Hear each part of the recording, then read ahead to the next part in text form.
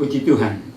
Mari kita bersama-sama melihat dari firman Tuhan yang terdapat dalam Injil Markus pasal 9. Kita akan membaca ayat 14 sampai 28 yang berbunyi sebagai berikut.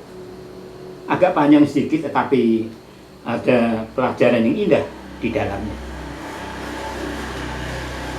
Ketika Yesus, Petrus, Yakobus, dan Yohanes kembali pada murid-murid lain, mereka melihat orang banyak mengerumuni murid-murid itu, dan beberapa ahli Taurat sedang mempersoalkan sesuatu dengan mereka. Pada waktu orang banyak itu melihat Yesus, tercenganglah mereka semua dan bergegas menyambut dia. Lalu Yesus bertanya kepada mereka, "Apa yang kamu persoalkan dengan mereka?" Kata seorang dari orang banyak itu, "Guru, anakku ini kubawa kepadamu karena ia kerasukan roh yang membisukan dia. Dan setiap kali roh itu menyerang dia, roh itu membantingkannya ke tanah, lalu mulutnya berbusa, giginya berkeretakan, dan tubuhnya menjadi kejang. Aku sudah meminta kepada murid-muridmu supaya mereka mengusir roh itu, tetapi mereka tidak dapat." Maka kata Yesus kepada mereka, "Hei kamu, angkatan yang tidak percaya. Berapa lama lagi aku harus tinggal di antara kamu? Berapa lama lagi aku harus sabar terhadap kamu? Bawalah anak itu kemari." Bawalah anak itu kemari. Dari peristiwa ini kita bisa belajar sesuatu. Dalam hidup ini kita menghadapi masalah yang berbeda-beda. Tetapi kita perlu bersyukur, berterima kasih bahwa Yesus menyerukan perkataan ini tidak hanya pada orang tua ini, tapi juga untuk kita. Bawalah anak itu kemari. Bawalah persoalanmu kepadaku. Maka aku akan menolong untuk menyelesaikannya. Selanjutnya, lalu mereka membawanya kepadanya. Waktu roh itu melihat Yesus, anak itu segera diguncang-guncangnya, dan anak itu terpelanting ke tanah dan terguling-guling, sedang mulutnya berbusa. Lalu Yesus bertanya kepada ayah anak itu, "Sudah berapa lama ia mengalami ini?" Jawabnya, "Sejak masa kecilnya, dan seringkali roh itu menyeretnya ke dalam api atau ke dalam air untuk membinasakannya. Sebab itu, jika engkau dapat berbuat sesuatu, tolonglah kami dan kasihanilah kami." Jawab Yesus, "Katamu, jika engkau dapat, tidak ada yang mustahil bagi orang yang percaya." Segera ayah itu berteriak, "Aku percaya, tolonglah aku yang tidak percaya ini." Ketika Yesus melihat orang banyak makin datang berkerumun, ia menegur roh jahat itu dengan keras, katanya, "Hei kamu, hei kau roh yang menyebabkan orang menjadi bisu dan tuli, aku memerintahkan engkau, keluarlah daripada anak ini, dan jangan memasukinya lagi." Lalu keluarlah roh itu sambil berteriak dan mengguncang-guncang anak itu dengan hebatnya. Anak itu kelihatannya seperti orang mati, sehingga banyak orang berkata, "Dia sudah mati." Tetapi Yesus memegang tangan anak itu dan membangunkannya, lalu ia bangkit sendiri. Ketika Yesus sudah di rumah dan murid-muridnya sendirian dengan dia, bertanyalah mereka, "Mengapa kami tidak dapat mengusir roh itu?" Jawabnya kepada mereka, "Jenis ini tidak dapat diusir kecuali dengan berdoa."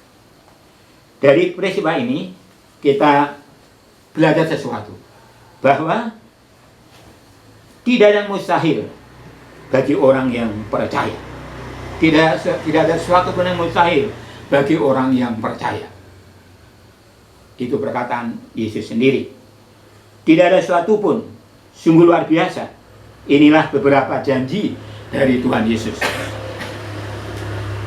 Janji itu diberikan pada waktu seorang ayah membawa anaknya kepada Yesus. Anaknya dirasuk setan, dirasuk roh jahat.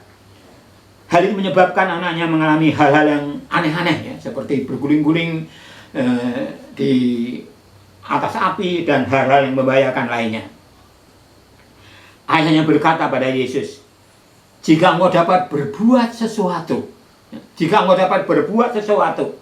tolonglah kami dan kasihanilah kami." Itulah saat ketika Yesus menjawab,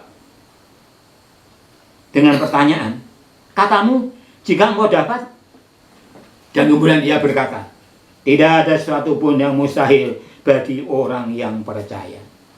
Nah, saudara-saudara kekasih, apa yang Anda inginkan dari Yesus? Apa yang kita inginkan dari Yesus? Tidakkah akan lebih baik kalau kita berdoa untuk sesuatu dan mengatakan, jika ini adalah kehendak-Mu, jadilah. Ini merupakan bagian yang berat dan sukar mengenai bagaimana berdoa. Karena kita kebanyakan ingin kehendak kita yang jadi. Tuhan, aku mau ini, Tuhan, aku mau begitu, Tuhan, aku mau begini. Tetapi kita perlu bertumbuh dewasa di dalam doa dengan sepenuh keikhlasan, iman teguh, berkata, ya Tuhan, jika ini Engkau kehendaki, jadilah menurut kehendak-Mu. Ingat ketika Yesus di Taman Getsemani, dia berdoa, Tuhan, kalau Engkau izinkan biarlah cawan ini berlalu daripadaku. Tetapi syukurlah dia kemudian mengatakan, tetapi jangan kehendak-Ku, tapi kehendak-Mu yang jadi. Nah, apakah kita berdoa dengan cara yang Allah kehendaki bagi kita untuk berdoa? Mengerti bahwa Yesus dapat atau bisa melakukan segala sesuatu adalah mudah karena firman Allah mengatakan demikian. Tetapi itu tidak berarti bahwa Allah secara otomatis mau melakukan segala sesuatu yang kita minta. Meskipun dia bisa melakukannya, dia bisa saja menunda jawabannya atau melakukan sesuatu yang lain untuk mengembangkan iman Anda, untuk mengembangkan iman saya, untuk mengembangkan iman kita. Salah satu contoh, Allah memberitahu Yusuf bahwa pada suatu hari nanti dia akan menjadi seorang penguasa di Mesir. Tetapi beberapa tahun berlalu sebelum Allah menempatkan Yusuf menduduki tahtanya. Jadi perlu jangka waktu yang lama sebelum Allah menggenapi apa yang dia sampaikan pada Yusuf, bahwa dia akan menduduki satu kedudukan sebagai pemimpin yang luar biasa. Selama beberapa tahun Allah menguji Yusuf dan mengembangkan imannya.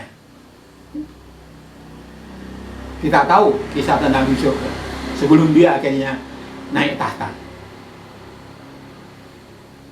Tantangan bagi kita semua adalah untuk mempercayai firman Allah yang mengatakan bahwa dia dapat melakukan segala sesuatu.